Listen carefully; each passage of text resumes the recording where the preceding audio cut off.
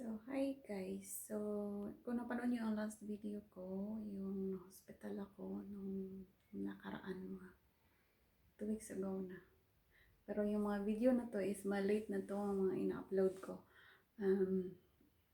So yun na hospital ako kasi nung time na yun, kwento ko no, nung time na yun, pinapatulog yung anak ko sa bed namin. So nakahiga kaming dalawa, yung bunso.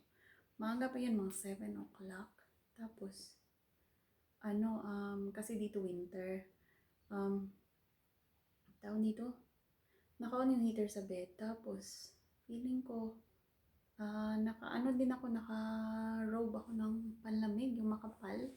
Tapos yung heater pa naka-on sa bed namin. So, yun, warm siya ba? So, yun ang feeling ng pag normal na warm. Pero yung time na yun, kahit naka-on na yung heater, tapos ako naman naka-robe ng panglamig, sobrang lamig. Alam mo yun, yung parang ang hihinig ako na hindi ko maintindihan. So sabi ko, ano nga tawag doon?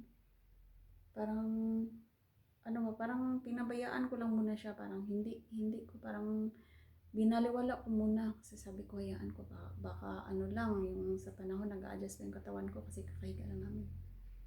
Kaso lang nung time na yun, habang tumatagal siya, parang mas lalo akong giniginaw. So hindi ko maintindihan bakit.